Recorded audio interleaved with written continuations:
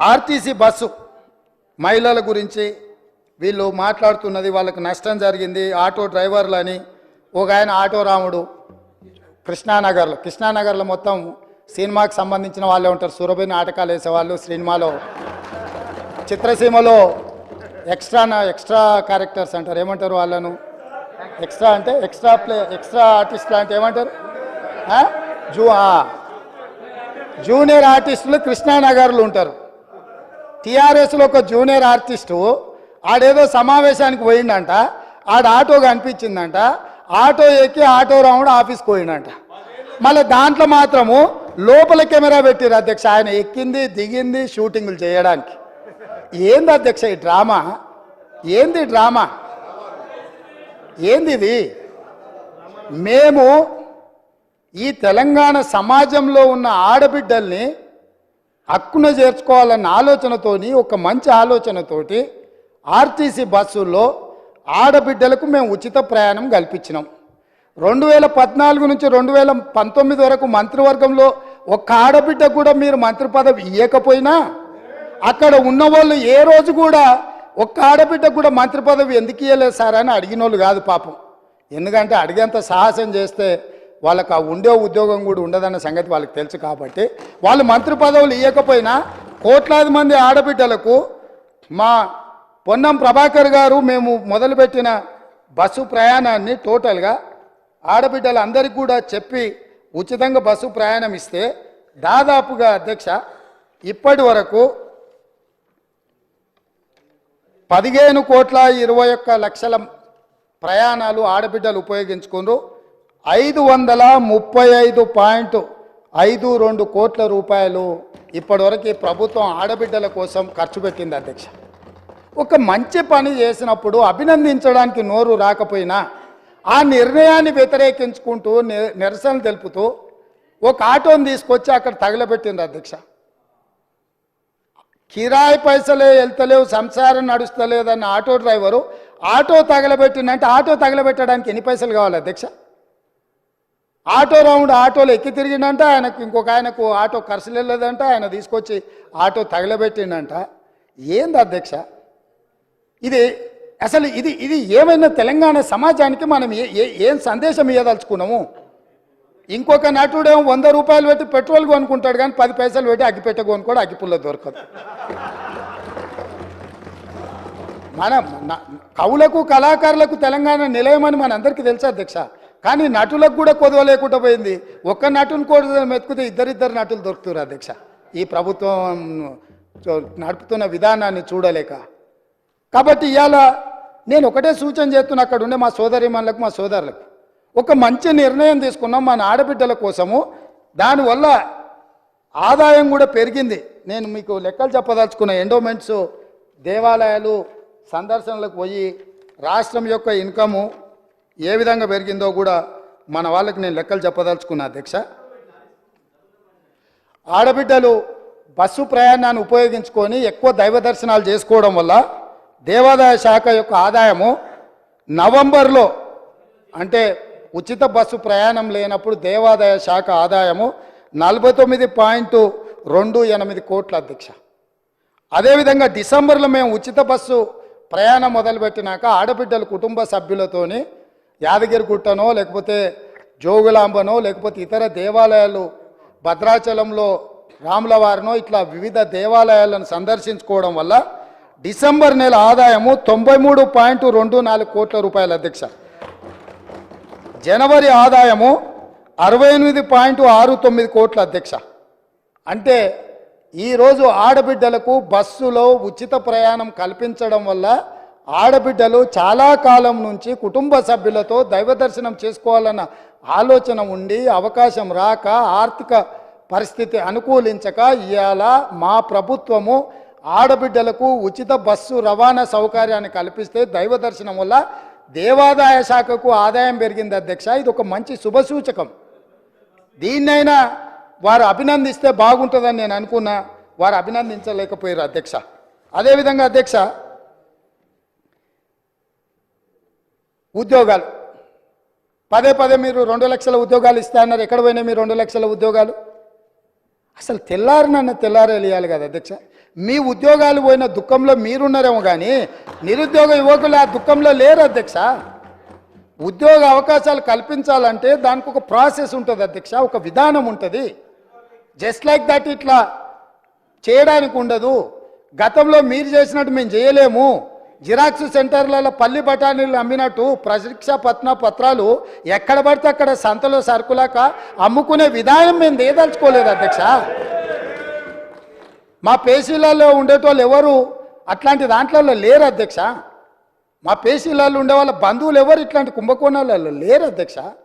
మేము మీలాగా కాదు, మీరు మీలాగా మమ్మల్ని ఎందుకు అనుకుంటున్నారు? ఒక విధానం, ఆ విధానంలో మేము ప్రయత్నం చేస్తున్నాము.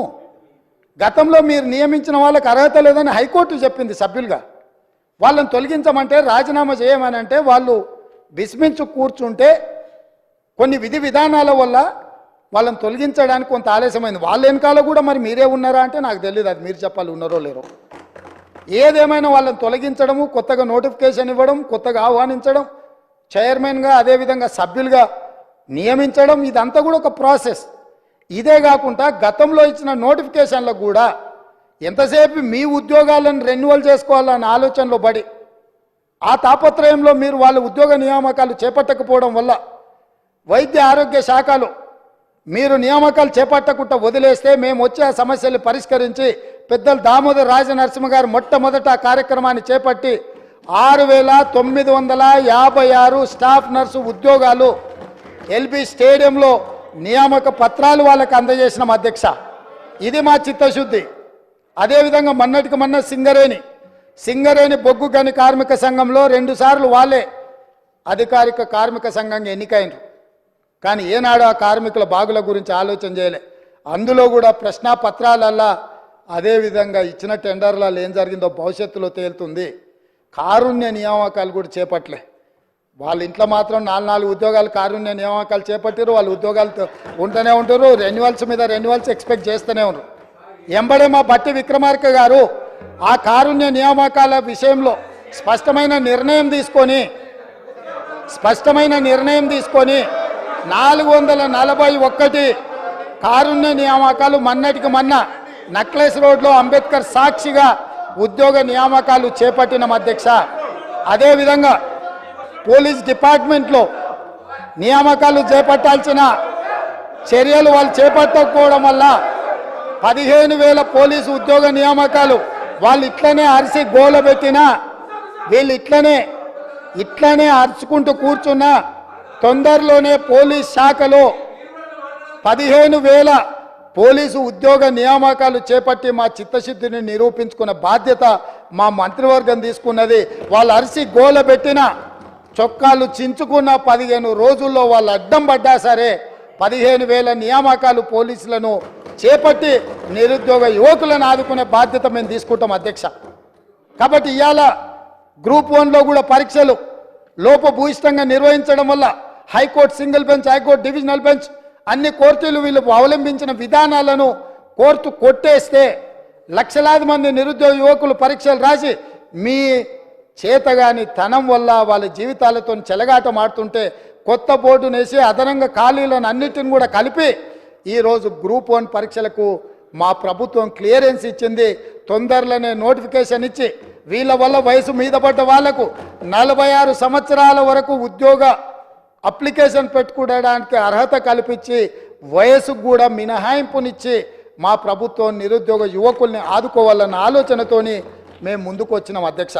అదేవిధంగా అధ్యక్ష, మా సోదరుడు అక్బరుద్దీన్ ఓవైసీ గారు మైనారిటీకి సంబంధించిన విషయాలలో కూడా చాలా ఇష్యూస్ వారు లేవనెత్తడం జరిగింది.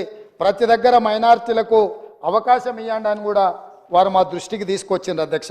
నేను వారికి గుర్తు చేయదలుచుకున్నాను అధ్యక్ష, తమరి ద్వారా మేము 4 ప్రభుత్వ సలహాదారులు చేర్చుకుంటే అందులో మైనారిటీ మొహమ్మద్ అలీ షబ్బీర్ గారిని ప్రభుత్వ సలహాదారుడిగా ముఖ్యంగా ఎస్సీ, ఎస్టీ, ఓబీసీ మైనారిటీకి నిధులకు సంబంధించి మైనారిటీని మేము నియమించిన అధ్యక్ష. అంటే 25% మైనారిటీస్కి ఇచ్చిన అధ్యక్ష.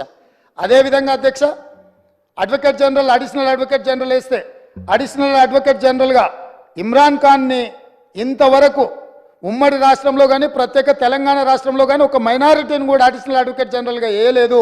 మా ప్రభుత్వం వచ్చిన తర్వాత ఒక మైనారిటీని ఇమ్రాన్ ఖాన్ అని అడిషనల్ అడ్వకేట్ జనరల్గా ఒక మైనారిటీని వేసినాం అధ్యక్ష. అదేవిధంగా ముఖ్యమంత్రి గారి పేసీలో ఆనాడు రాజశేఖర రెడ్డి గారు ఉన్నప్పుడు జన్నత్ హుస్సేన్ అని ఒక మైనారిటీకి సంబంధించిన ఐఏఎస్ అధికారిని నియమిస్తే ఈనాడు మా ప్రభుత్వం మా ముఖ్యమంత్రి కార్యాలయంలో మేము షానవాజ్ కాసిం అనే ఐపీఎస్ ఆఫీసర్ని మా ముఖ్యమంత్రి కార్యాలయంలో మైనారిటీకి మేము అవకాశం ఇచ్చినాం అధ్యక్ష.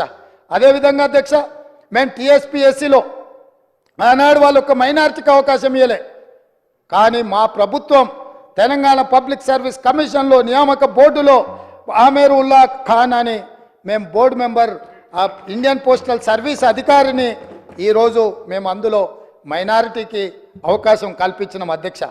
అంటే మా ప్రభుత్వం ఏ విషయంలో అయినా మైనారిటీల యొక్క హక్కులకు మైనారిటీలకు రావలసిన వాటాలను కోటాలను చాలా చిత్తశుద్ధితో వీటిని అమలు చేస్తాం. గవర్నర్ గారి కోటాలో మేమిద్దరిని ఎమ్మెల్సీలు చేస్తే ఒక ఎమ్మెల్సీని మైనారిటీని నియమించడం ద్వారా రాజకీయంగా కూడా వాళ్ళకు వేదిక కల్పించాలన్న ఆలోచనతోటి మైనారిటీలకు మేము అవకాశం కల్పించినాం అధ్యక్ష. ఈ ప్రభుత్వం క్రిస్టియన్ మైనారిటీ కానీ ముస్లిం మైనారిటీ కానీ సిక్ మైనారిటీలకు సముచితమైన స్థానం కల్పించడంలో మైనారిటీ హక్కులను రక్షించడంలో మా ప్రభుత్వానికి చిత్తశుద్ధి ఉంది. ఇంకా ఏమైనా ఉంటే కూడా ఎంఐఎం పార్టీ తరఫున అక్బరుద్దీన్ ఓవైసీ గారు ఏమైనా సూచనలు చేస్తే కూడా తప్పకుండా వాటన్నిటిని కూడా పరిగణలోకి తీసుకొని ముందుకు వెళ్తామని నేను చెప్తున్నా అధ్యక్ష. అదేవిధంగా అధ్యక్ష యూనివర్సిటీస్ గురించి అక్బరుద్దీన్ ఓవైసీ గారు ప్రస్తావించడం జరిగింది. వైస్ ఛాన్సలర్లో కూడా మైనారిటీస్ వేయాలని. గతంలో యూనివర్సిటీ వైస్ ఛాన్సలర్స్ నియామకాలలో జరిగిన కాలయాపన కానీ నిర్ణయాలు కానీ ఏ రకంగా ఉండేనో మీకు తెలుసు. అందుకే మీ ద్వారా అక్బరుద్దీన్ ఓవైసీ గారికి నేను చెప్పదలుచుకున్న, ఆల్రెడీ యూనివర్సిటీలు మేలో వేకెన్సీస్ రాబోతున్న వైస్ ఛాన్సలర్స్వి, కానీ ఇప్పుడే సెర్చ్ కమిటీని వేసి దాన్ని పూర్తి స్థాయిలో మేము వైస్ ఛాన్సలర్లో నియమించాలన్న ఆలోచనతో సెర్చ్ కమిటీ వేసినాం.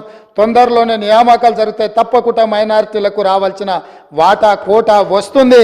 మేము తీసుకున్న నిర్ణయాన్ని యూజీసీ కూడా తెలంగాణ గవర్నమెంట్ను అభినందించింది.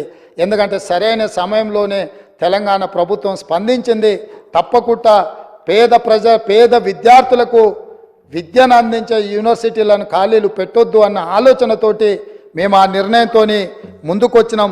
తప్పకుండా ఈ విషయాన్ని కూడా మేము దృష్టిలో పెట్టుకొని మీ ద్వారా వారికి చెప్పదలుచుకున్నాను అధ్యక్ష. అదేవిధంగా అధ్యక్ష పల్లా రాజేశ్వర రెడ్డి గారు మాట్లాడుతూ వారు ఒక మాట చెప్పిండ్రు. ఏమని? ప్రజాపాలన మీరు ప్రగతి భవన్లో ఒకటే రోజు మొదలుపెట్టిరు, మీరు మాట్లాడిర్రు, ఒకరోజు మీరు వచ్చిపోయినరు, మిగతా ఎవ్వరు రాలేదు, అక్కడేదో అవుట్ సోర్సింగ్ ఉన్నోళ్ళని.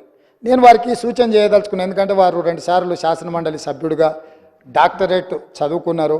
వారికి పరిపాలన పట్ల, అందులో ఆనాటి ముఖ్యమంత్రి గారికి కుడి భుజంగాను ఎడం భుజంగాను ప్రభుత్వ నిర్ణయాలలో వాళ్ళు చాలాసార్లు ఉన్నారు. ఎందుకనంటే వారికి పరిపాలన పట్ల నేను మొదలు పెట్టిన రోజు స్పష్టంగా చెప్పిన, మంగళవారము శుక్రవారము ఇక్కడ ప్రజల తరఫున ఇక్కడ ప్రభుత్వము ఉంటుంది. అక్కడ నేనే కాదు, నా సహచార మంత్రులు ధనసరి అనసూయ, సీతక్క, దుద్దిల్ల శ్రీధర్ బాబు, కొండా సురేఖ గారు, పొన్నం ప్రభాకర్ గారు, ఈ మంత్రులందరూ కూడా అక్కడికి వెళ్ళడమే కాకుండా అవుట్ సోర్సింగ్ కాదు అధ్యక్ష. వీళ్ళకు మరి ఐఏఎస్లకు అవుట్ సోర్సింగ్ పెద్ద తేడా తెలియదేమో. ఎందుకంటే రిటైర్ అయిన వాళ్ళందరినీ సలహాదారుల కింద పెట్టుకొని ఆ ఆలోచనతో మమ్మల్ని కూడా అట్లా అనుకుంటుండేమో. దివ్య అనే ఐఏఎస్ ఆఫీసర్ని ఫుల్ ఫ్లెడ్జ్డ్ ఆఫీసర్గా అక్కడ నియమించినాం. ఇదే కాకుండా 12 శాఖల నుంచి 21 మంది అధికారులను అక్కడ ఏర్పాటు చేసినాము. అదేవిధంగా అక్కడ హౌసింగ్ అంటే అక్కడ వచ్చే మెజారిటీ సమస్యలు ప్రజలు వస్తున్నాయి, ధరణి లేకపోతే హౌసింగ్. ఎవరి పాపం అధ్యక్ష ఇది? ఈ పాపాన్ని ఎవరు మూట కట్టుకున్నారు? ఆనాడు ఇందిరమ్మ ఇండ్లు మేము ఇస్తే 10 ఏళ్ళలో మీరు ఏ పేదోడికి ఇల్లు ఇవ్వకపోవడం వల్లనే కదా ఇవాళ వేలాది మంది పంజగుట్ట వరకు ట్రాఫిక్ జామ్ అయ్యే పరిస్థితులు. ప్రజలు మీరు ఎన్నడూ ఆ గేట్ల దగ్గరికే రానియలేదు కదా. 15 ఫీట్ల ముళ్ళ కంచెలు వేసి అడ్డం పెట్టి పోలీసుల పహారాల మధ్య మీరు కాపలా కాసి తెలంగాణ వాడు అనేటోడు ఎవడు ఆ వైపే కన్నెత్తి చూడకూడదని అడ్డుకొని కార్పొరేట్ కంపెనీలలో పెద్ద పెద్ద కార్లలో లోపలికి బాజాప్తా వస్తుంటే తెలంగాణ బిడ్డలు తెలంగాణ కోసం త్యాగం చేసిన వాళ్ళు రోడ్డు పక్కన ఆ పక్కన దోషులాగా నిలబడి అర్ధాకలితోని చూస్తుంటే పెద్ద పెద్ద ఎంపాల కార్లలో మీ దాంట్లోకి లోపలికి వచ్చి పోతూ ఉంటే వాళ్ళకేమో రాజస్వాగతం పలుకుతూ వీళ్ళని మాత్రం హీనంగా చూసిన రోజులు పోయి అక్కడుండే 15 ఫీట్ల ముళ్ళ కంచెల్ని 7 తారీఖు నాడే బద్దలు కొట్టినము. మా మిత్రుడు 9 తారీఖు నాడు ప్రమాణ స్వీకారం చేస్తా అని ముందుకు జరుపుకున్నాడు. 7 తారీఖు నాడే ప్రమాణ స్వీకారం చేసిండని చెప్పిండు. అవును, 9 బదులు 7 నాడే చేసిన. ఎందుకనంటే మాకందరికి ఆతృత ఉండే ఈ ముళ్ళ కంచెల్ని అర్జెంటుగా బద్దలు కొట్టాలి, ఆ గేట్లు బద్దలు కొట్టి తెలంగాణ బిడ్డల ప్రగతి భవన్ పేరు మీద గడిని నిర్మించుకొని దుర్మార్గమైన పాలన అందిస్తున్న ఆనవాళ్లను నేలమట్టం చేయాలన్న ఆలోచనతోని 9 తారీఖు అనుకున్న ప్రమాణ స్వీకారాన్ని 7 తారీఖు నాడు ఏ నిమిషంలో మేము ప్రమాణ స్వీకారం మొదలుపెట్టినామో ఆ నిమిషంలోనే ఆడ గేట్లు బద్దలు కొట్టి తెలంగాణ ప్రజలకు ప్రవేశం కల్పించినాం. ఆ ఆనందం చూస్తే శ్రీలంకలో రాజపక్షే రాజసౌధం మీద శ్రీలంక ప్రజలు ఏ రకంగా ఆ రోజు ప్రవర్తించినరో ఇక్కడ కూడా అదే విధంగా తెలంగాణ ప్రజలు అక్కడికి వచ్చారు అధ్యక్ష. ఇది కళ్ళ ముందు జరిగిన చరిత్ర. అందుకే 9 తారీఖు బదులు 7 తారీఖు నాడు ప్రమాణ స్వీకారం చేపట్టిన అధ్యక్ష. ఈ ముళ్ళ కంచెల్ని బద్దలు కొట్టడానికే ఆ గేట్లు బార్లా తెరిచి మా తెలంగాణ బిడ్డలు అందులోకి రావడానికి. ఎందుకంటే వాళ్ళ రక్తాన్ని చెమటగా మార్చి కట్టిన పన్నులతో కట్టిన సౌదాలు అవి మీకు శ్వేత సౌదాలేమో కానీ మీరు ఏ సౌదాలని మీరు అనుకుంటున్నారో మాకు తెలియదు. కానీ మా ప్రజలకు అక్కడి నుంచి మంచి పరిపాలన అందించాలన్న ఆలోచన మాది. అందుకే మేము దానికి జ్యోతిరావు పూలే పేరు పెట్టినాం అధ్యక్ష. బలహీన వర్గాలకు ఆరాధ్య దైవమన సామాజిక న్యాయానికి ప్రతీకైన జ్యోతిరావు పూలే పేరు దానికి పెట్టి అక్కడి నుంచి మంచి పరిపాలన అందించాలన్న ఆలోచన చేస్తున్నాం. కనీసం వాళ్ళనైనా ఆ నిర్ణయానైనా మీరు అభినందిస్తారేమో అనుకున్నాం, కానీ ఎందుకో మరి మీకు మనసు రాలే. అదేవిధంగా